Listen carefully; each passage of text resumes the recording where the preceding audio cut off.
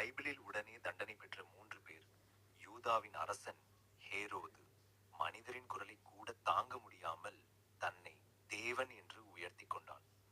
மக்கள், இது மனிதன் அல்ல, தேவன் பேசுகிறார் என்று கத்தினார்கள். ஆனால் அவன் அந்த மகிமையை தேவனுக்கு கொடுக்கவில்லை.